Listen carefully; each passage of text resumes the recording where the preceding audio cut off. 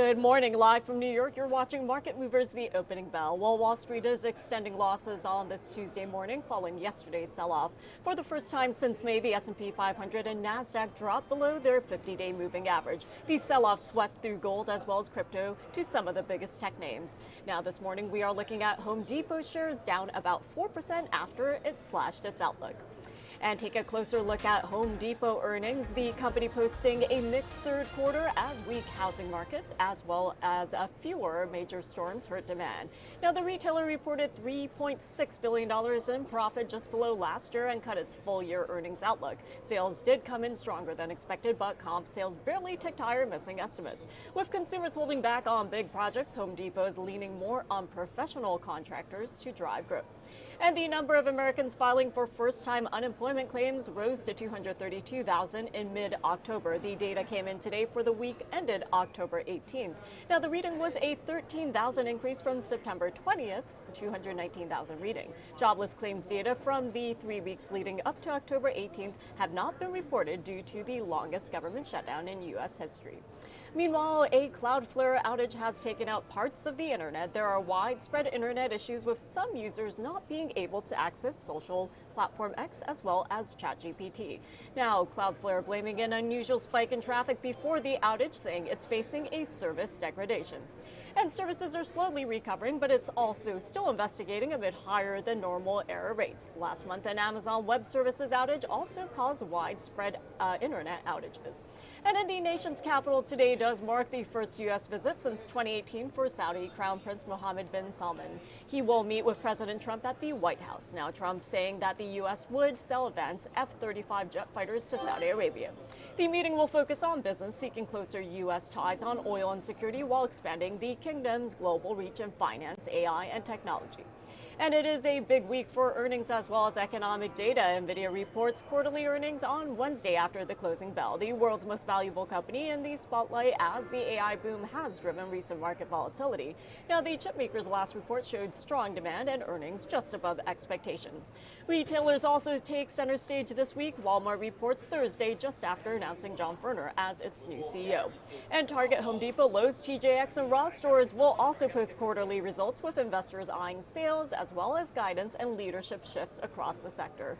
At the same time, the U.S. is digging out economic data backlog left by the 43-day government shutdown. September jobs report will be coming out on Thursday morning.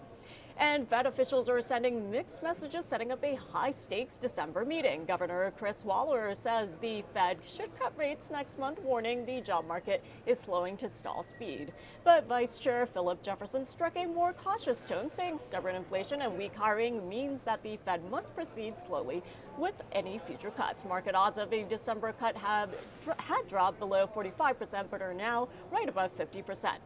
And on Thursday, the delayed September jobs report finally hits a number that could swing the Fed's decision either way. Now, Fed minutes from the October FOMC meeting will be coming out tomorrow afternoon at 2 p.m. Eastern. Meanwhile, Fed Reserve Governor Lisa Cook's lawyer, Abe Lowell, defended her mortgage application, saying alleged discrepancies were either accurate or minor notations that don't constitute fraud. Trump attempted to fire Cook over the claims, but the Supreme Court blocked his move for now, and we'll hear arguments in January of next year. Cook denies any wrongdoing and is fighting her removal in court. Meanwhile, ARM Holdings and NVIDIA are partnering, as ARM will integrate NVIDIA's NVLink Fusion tech into its architecture. This partnership allows ARM licensees, including hyperscalers like Google, Meta, and Microsoft, to develop CPUs that natively support NVIDIA GPUs. And next year, blockchain.com is considered going public through either a traditional IPO or a SPAC deal. It's currently valued around $7 billion and has opened a new headquarters in Dallas, Texas. The company appointed Lane Castleman as co-CEO alongside founder Peter Smith, and also added financial leaders to its executive team.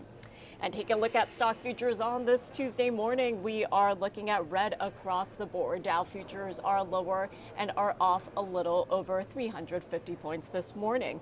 We are looking at NASDAQ futures in the red, pulling back by a little over half a percentage point, while S&P 500 futures are also lower, pulling back a little over 0.4%. Meanwhile, taking a quick look at the 10-year this morning, we are looking at the 10-year currently hovering right above the 4.09% level. As for crypto majors, Bitcoin plunged below the 90,000 level overnight, deepening a sell-off that has wiped out all of its gains for 2025. In New York morning trade, we are looking at Bitcoin hovering right around 91,300.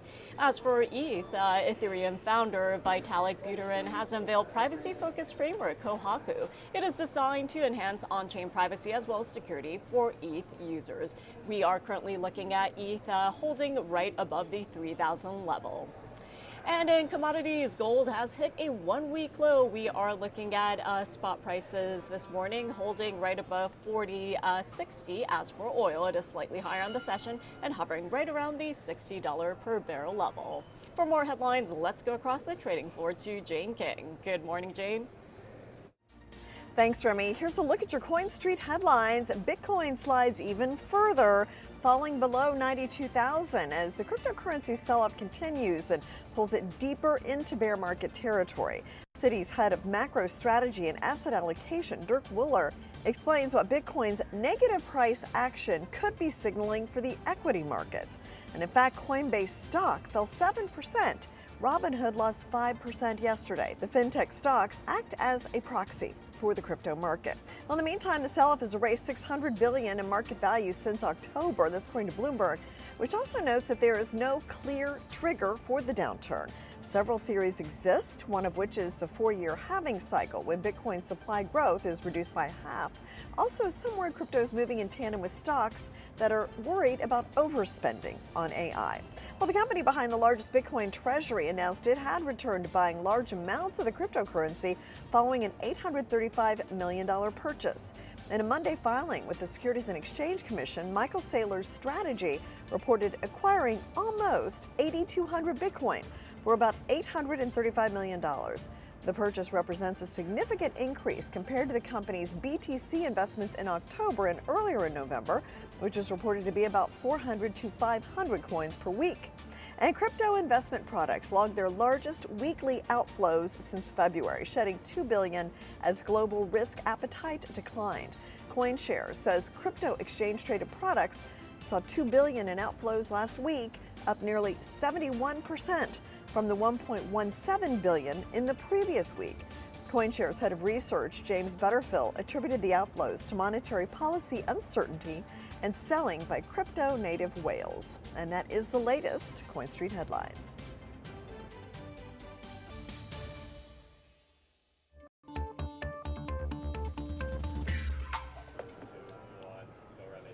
Let's get to the big story breakdown. While federal agencies are starting to roll out a new timeline for key economic data, the September jobs report will finally come out on Thursday, November 20th. The October jobs report is still coming, but it will only show how many jobs were added, not the unemployment rate. We still don't know when the October inflation report will be released, and meanwhile, the next round of GDP and personal income and spending figures will arrive on November 26th, with more updates scheduled for December 19th. And taking a look at the odds of a Fed rate cut, we are hovering right at 50.4% in New York morning trade.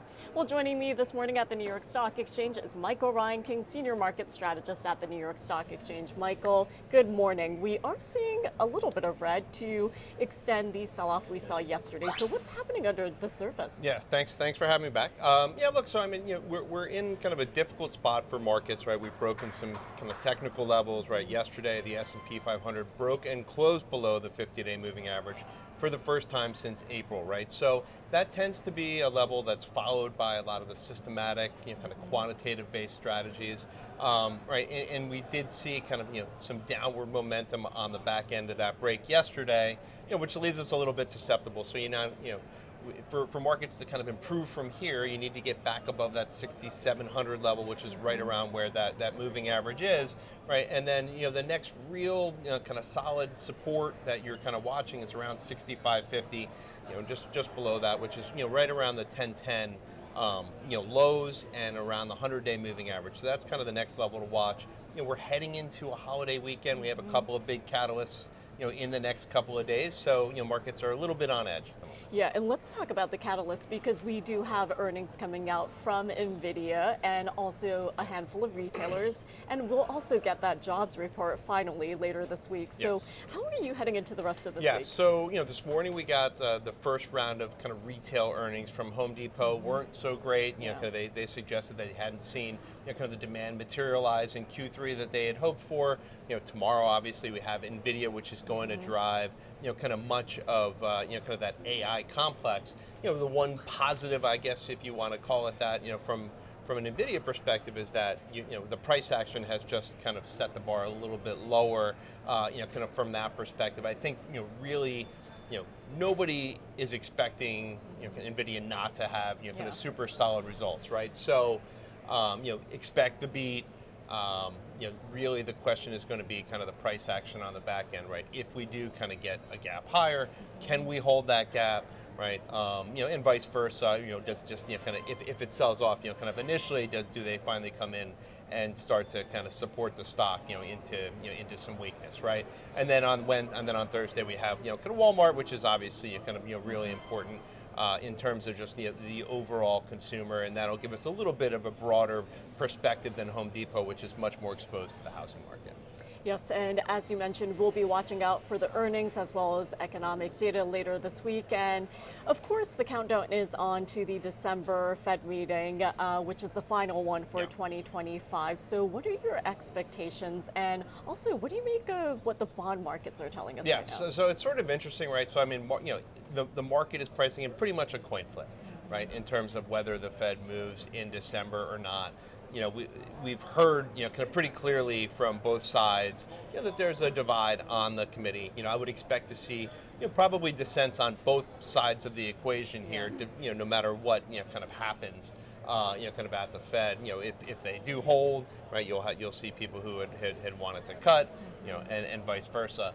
I think the data is, and kind of the data, the news flow is kind of potentially pushing you towards kind of seeing that cut, but that cut coming kind of a hawkish cut, so to speak, where they kind of talk down the expectation for further rate cuts in the future and kind of set the bar higher. So that wouldn't be a surprising scenario for me. Interestingly enough, we haven't seen kind of bond markets really react, and even in the sell-off that we've seen in the last couple of days, you're not getting that risk-off bid showing up, kind of that you would expect to see in Treasury markets. You're starting to finally see that a little bit this morning for the first time, but yesterday, amidst the sell-off, you didn't see Treasury yields moving lower at all. Yeah, and I think during times such as this, we need perspective because despite the sell-off we saw in the S&P 500 yesterday and futures pointing to a lower open, we have to keep in mind that year-to-date gains do remain strong, about 12%. Yep. So moving forward, what are you watching for when it comes to sector, especially given the energy as well as healthcare gains that we've seen in recent weeks? Yeah, so we have started to see some persistent kind of rotation, particularly into that healthcare sector that you just mentioned, right? And from a sector perspective, it actually looked like we were starting to get kind of that breath that everybody once again kind of that breath that everybody keeps hoping for. Kind of last week, especially on kind of Wednesday when you had the Dow making a new all-time high, you really started to see the financials start to perform. Kind of coming out of earnings season, after kind of trading sideways, it seemed like everything was ready to go. And it was kind of a rug pull. You had a little bit of a rug pull here, right? And you've had financials have been kind of some of the leadership to the downside, kind of over the last kind of couple of days. So markets are really a little bit susceptible here, kind of as we talked about. And it's partially like that perspective is, you've had markets moving kind of sideways for multiple months at this point, right? And while you're moving sideways, you're seeing kind of those triggers, kind of those technical triggers that can lead to kind of some of the systematic risk reduction that we've talked about in the past have continued to move a little bit higher. So now we're kind of at that point where the market has moved sideways, didn't necessarily pull back into those triggers. We've moved sideways into those triggers. We're starting to trigger some of that now, right? And we have to kind of see how we work through. Adding to the complexity of that is the fact that we have options expiration this week, right? So you do have, people are reasonably hedged up, but then you're also moving into a holiday week next week. and and you're moving in towards kind of year end, which is kind of leaving money, people who are actually managing money here in a little bit of a difficult spot, trying to figure out, do I want to put my kind of my year at risk?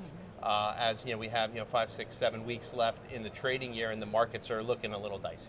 Well, Michael, there are a lot of moving parts, so thank you so much for simplifying and breaking down what's happening underneath the surface. Thanks for having me. Thank you. Coming up next, Remy Blair is joined by Adam Morgan McCarthy, Senior Research Analyst at Kaiko. Market Movers, the opening bell. We'll be right back.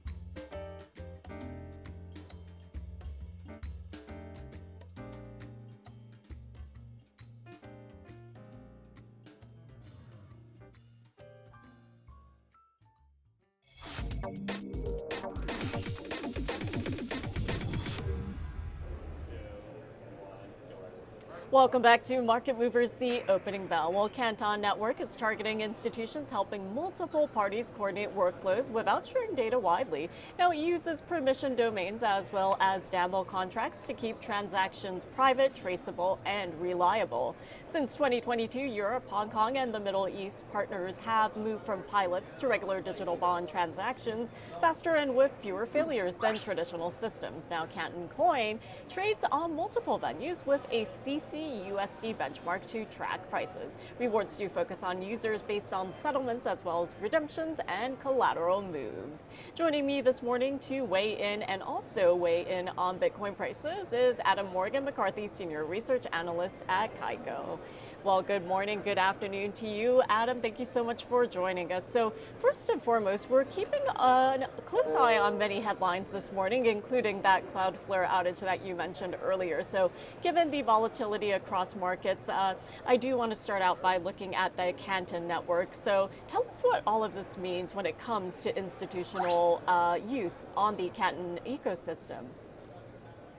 Yeah, for sure. And thanks for having me. I'm glad we were able to connect, even though there's some internet issues today. But yeah, I think the Canton Network is a very interesting project. I've been covering it now for 3 years, even before I joined Kaiko. And the kind of sign of something with Canton is that they had this huge buy-in from some of the biggest financial institutions in the world working on there, but you didn't hear too much about it for 3 years. It wasn't about an airdrop, a token generating event. they were building in the background. There was things happening. More recently, we've done some stuff with Broadridge on their distributed ledger repo that's doing nearly, I think, over $300 billion a day in volume now. So like, I wrote a recent report. I think I coined it network before net worth. They built the network, they built the community and the network effects before they launched a token, and it helped to kind of incentivize actual building, as you saw there, app rewards, being a builder, building something that people use, using the apps. That's what's driving more engagement. That's what's driving rewards. That's what's getting people Canton coins. So it's been a really interesting project to kind of track over the last few years. And now it's gone on the market with its token going live, which was super interesting as well. We saw pre-market perps launch towards the end of October.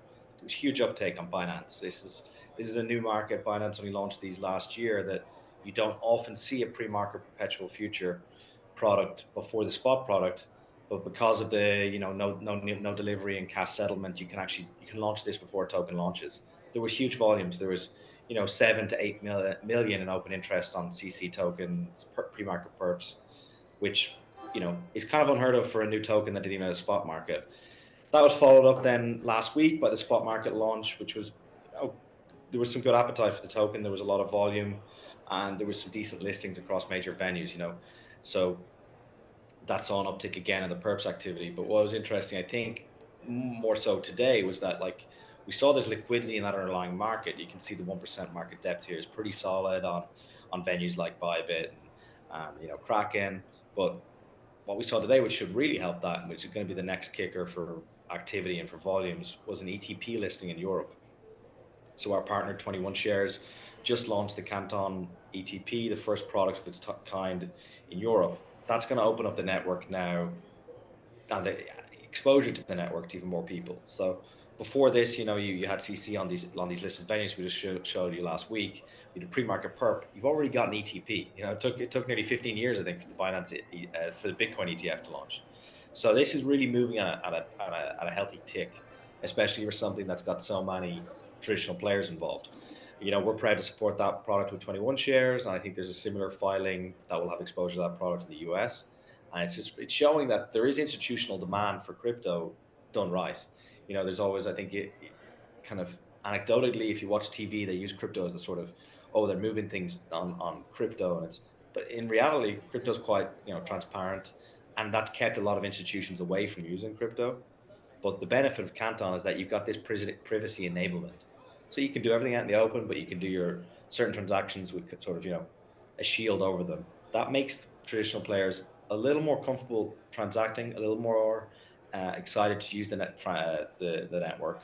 And the other thing I think that was Yeah, interesting for and speaking to Adam, players while that I have you are here, involved, and in with New Kaika we York are as morning well, is trade, Adam, I do want to ask you about what we're seeing in the crypto market since we have limited time here. So overnight we saw Bitcoin fall below that 90,000 level, and year-to-date gains have been wiped out. So what do you make of what we're seeing across crypto, in particular the crypto majors? Yeah, I think it's probably just as well that the Cloudflare outage is happening, because no one wants to look at these charts right now. The market's tanking. I think only a month ago, Bitcoin was around all-time highs, 126K. I think there's two main things kind of weighing on it: the Fed, for sure, and Bitcoin's correlation to equities has increased, and we kind of see when that happens, when everything's down, everything's highly correlated, and they're going down. It's all kind of going down together. We're seeing a lot like a coin flip. I think Michael called it before I joined, at the Fed rate cut in December. That's creating some kind of headwinds for Bitcoin for sure. And there's also some fears about AI. I think that create a systemic risk for Bitcoin and the market more broadly, especially as it's so highly correlated to equities right now. There's several major AI firms that are with lofty valuations. I think Citi's Dirk, their head of macro trading, said that we're in bubble territory since May now. So if those systemic equities go down, that's going to drive Bitcoin lower, especially with it's so highly correlated. It's already down maybe 30K, 35K from its high. So that's not great, and it kind of compounds. We're coming into a holiday week next week when liquidity will dry up. It'll be interesting to see what happens with ETF flows. We could see some outflows from them, and maybe as you come to the year end, people are going to kind of power off their Bitcoin exposure and their ETH exposure due to those headwinds until we get some certainty on rates. And certainly, if there is the risk of an AI bubble kind of ending, you're probably not going to see those rates go down, right? Um, things could change there. Who knows what's going to happen with inflation? And then you've got the U.S. election next year, U.S. midterm elections next year, which could lead to some choppiness, as we've seen. Sort of from the new administration politically, they're not afraid to kind of throw out some feelers out there and see, maybe speak before act, and then see how that goes. So that's caused some choppiness in the market already this year. We could see more of that, especially with some other things coming down the line, like Fed Chair Powell, his term's finishing in May. So Fed, AI, and more Fed, and elections next year could be headwinds for Bitcoin, I think. Okay, Adam, well, we will have to leave it there, but thank you so much for joining us today, and thank you so much for sharing all of your insights. Thanks for having me. Don't go anywhere. Market Movers, the opening bell. We'll be right back.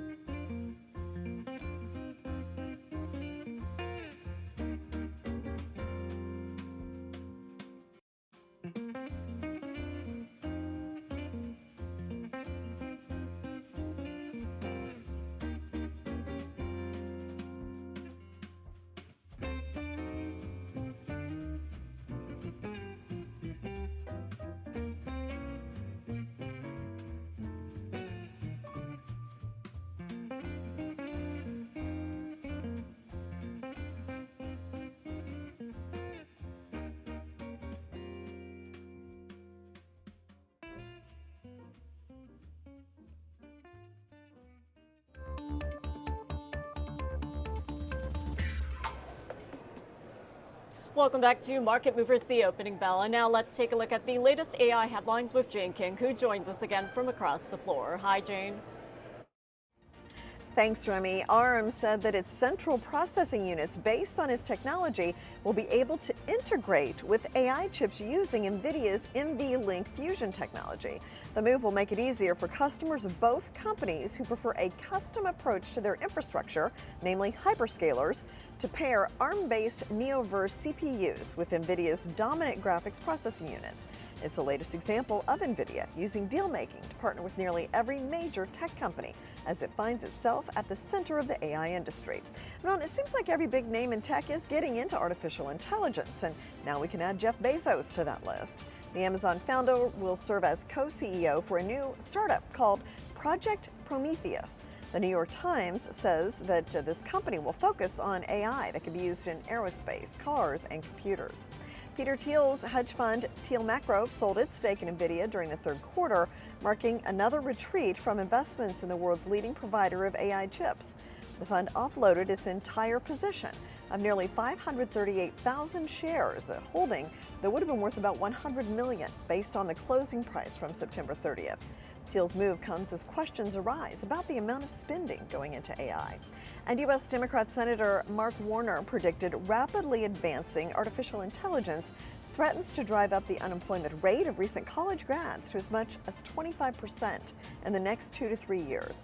Warner warned the economic frustration of so many jobless young workers and families will fuel a level of social disruption that's unprecedented.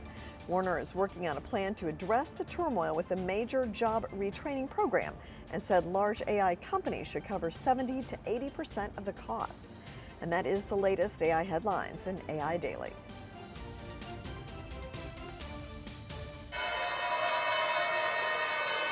Well, that is MP Materials ringing the opening bell. Take a look.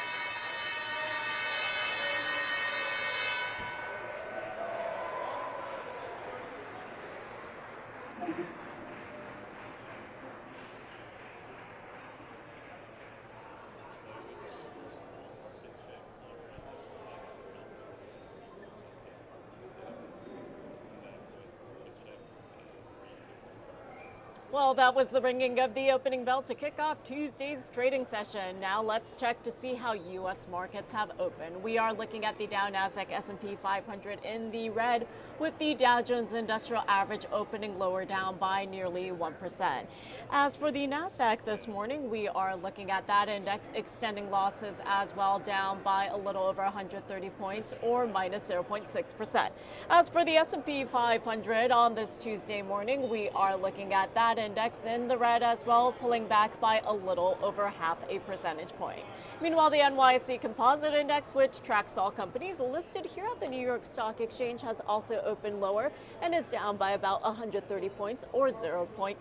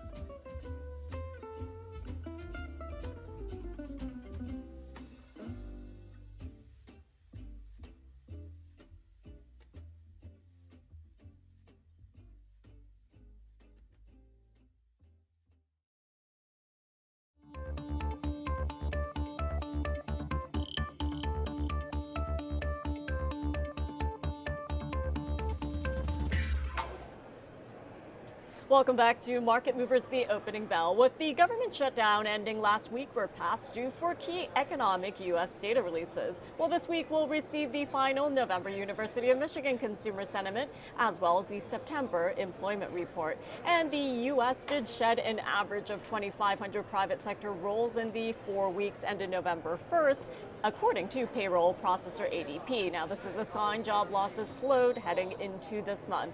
For the 4-week period ending a week earlier, weekly job losses average about 14,250 positions, according to the ADP. While there's no Fed meeting this month, this data could swing the chances of a December rate cut. And right now, the odds of a rate cut next month hang out around 50.4%. Well, joining me on this Tuesday morning is Mark Hamrick, senior analyst for Bankrate. Well, Mark, good morning. Thank you so much for joining us. Well, we did get weekly jobless claims as well as those ADP figures, and all eyes are on the jobs report that will be coming out later this week. So what are you looking for, and when do you think we'll see a return to some sense of normalcy here? That is a rather ambitious hope, Remy, in the world we live in. But I think what you're saying is, when do we get restored data flow and a better sense of where things stand? And I think it's going to be mid to late December before we get that, because let's think about this jobs report that we're getting here this week.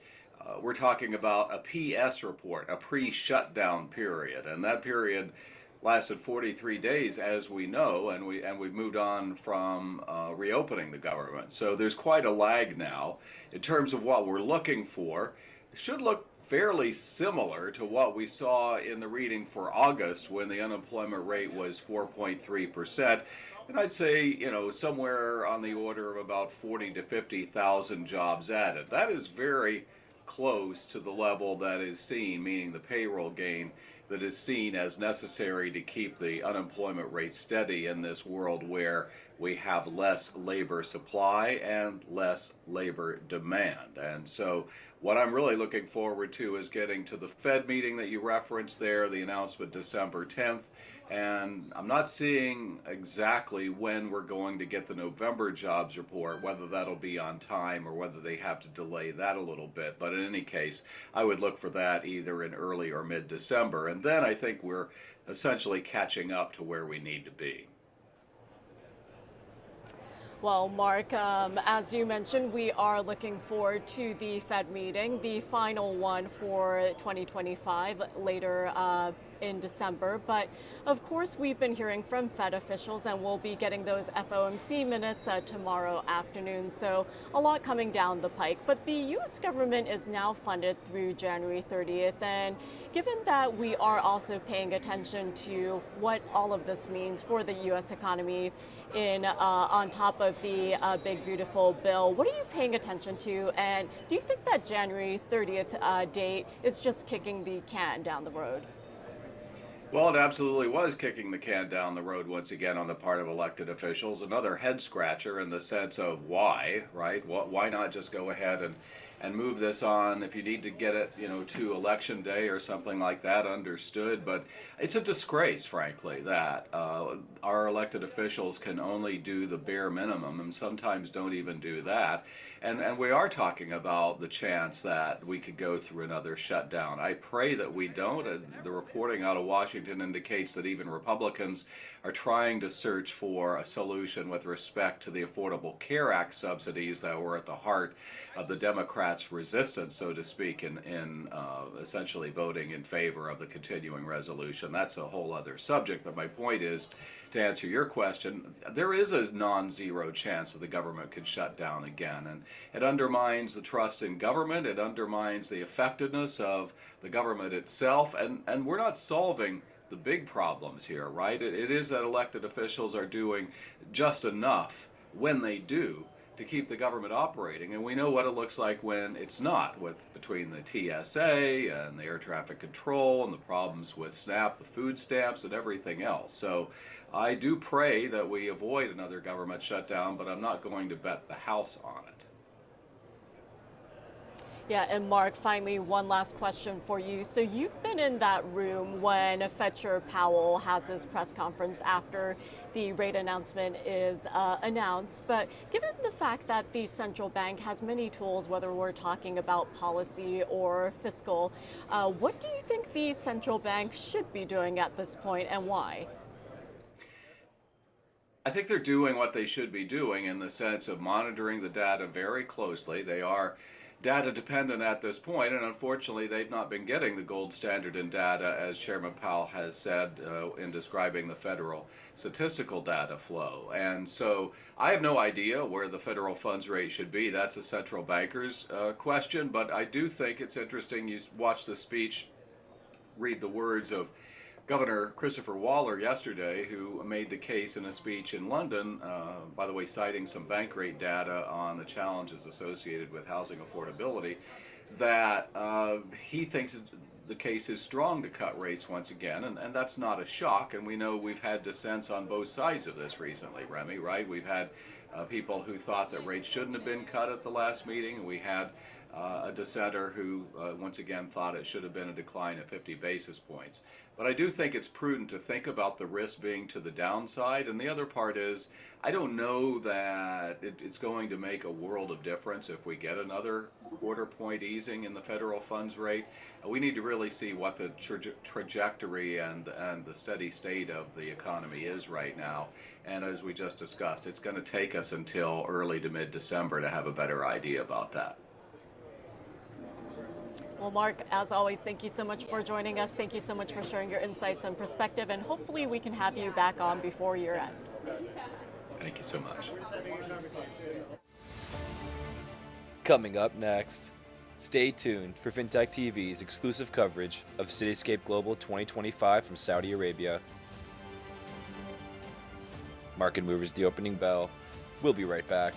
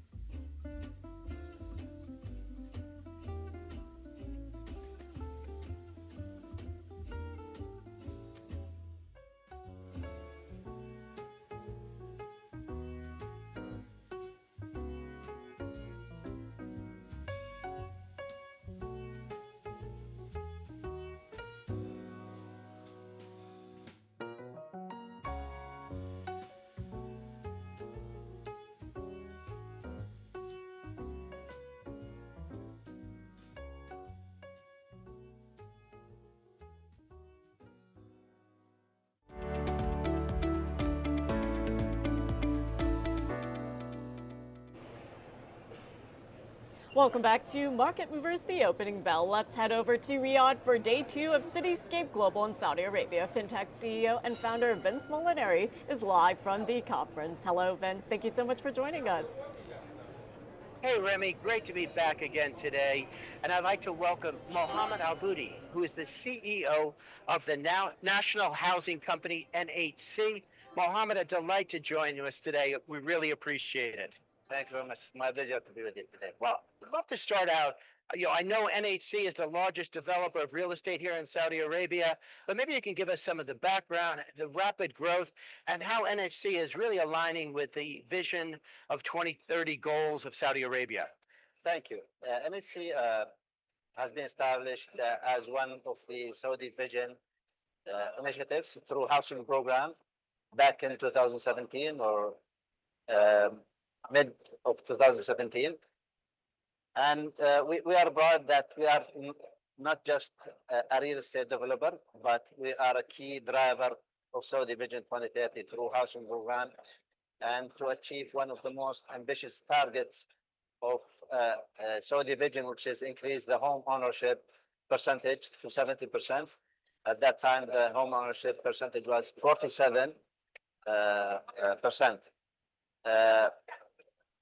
By end of 24, which is a year ahead of 25, we achieved 65. Wow, That's congratulations. Thank you very much, which is a year ahead of the 25 target.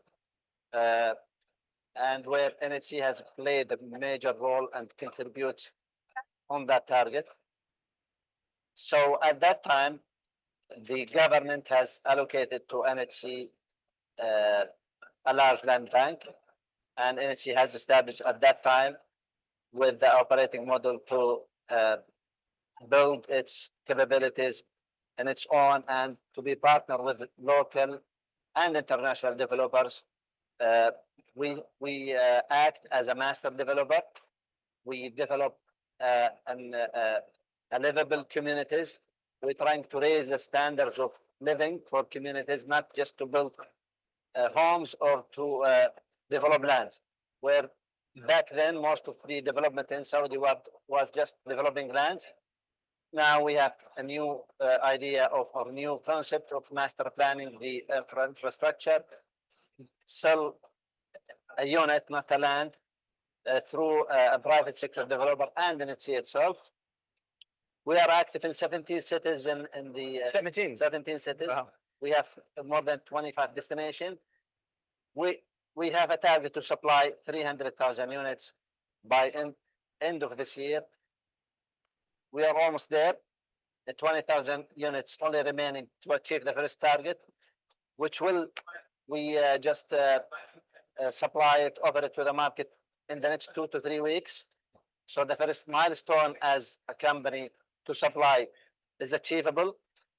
We sold up to date more than 137,000 units.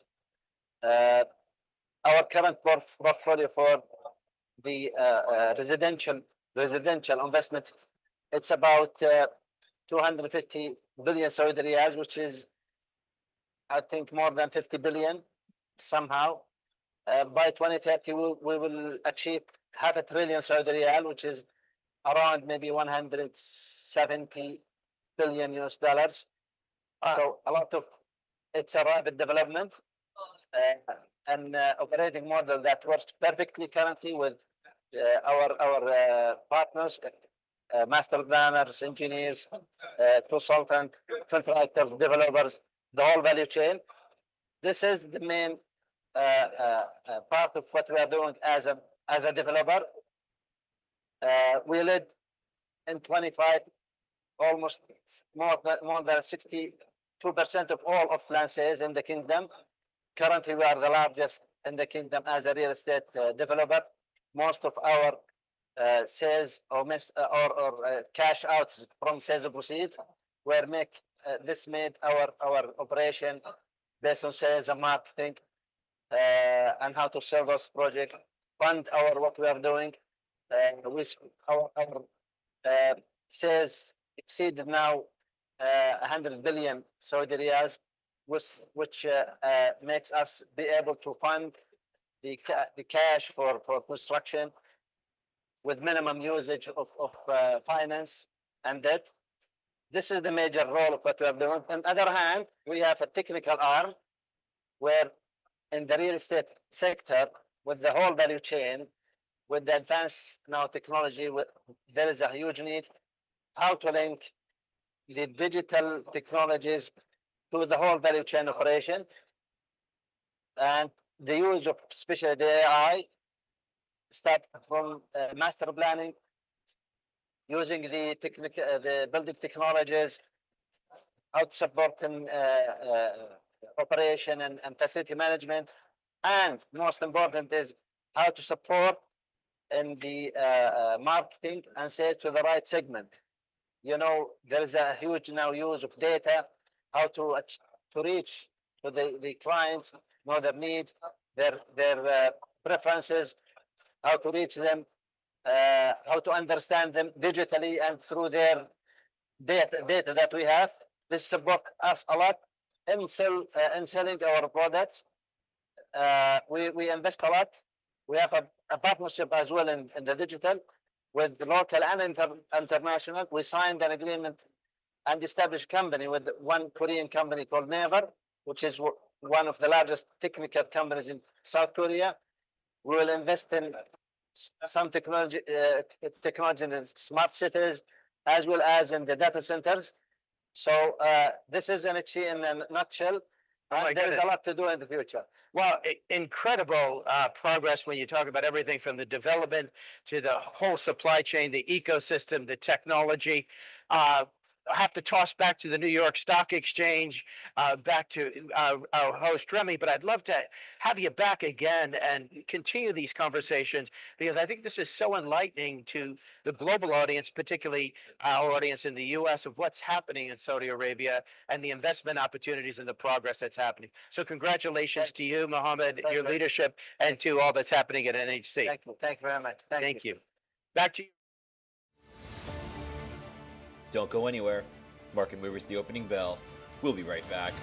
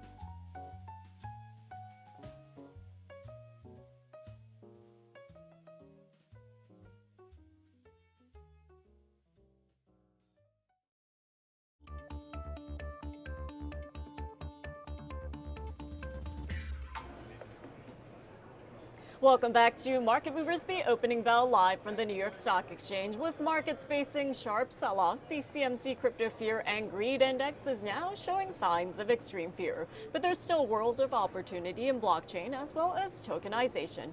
One key opportunity is in reinsurance, a financial arrangement where one insurance company transfers some or all of its risk to another. Now, reinsurance is moving on-chain, bridging with crypto through tokenization. And this does open the door for retail investors as well as smaller institutions who are previously shut out to participate in this market. Joining me here at the New York Stock Exchange is Steven Stomberg, CEO and co-founder of Tavit, the first insurer to hold all regulatory capital in Bitcoin. Steven, great to have you here. Thank you so much for joining us. Pleasure to be here. Thank you. So for people who are watching this right now and they're wondering how crypto as well as reinsurance are coming together, can you walk us through this?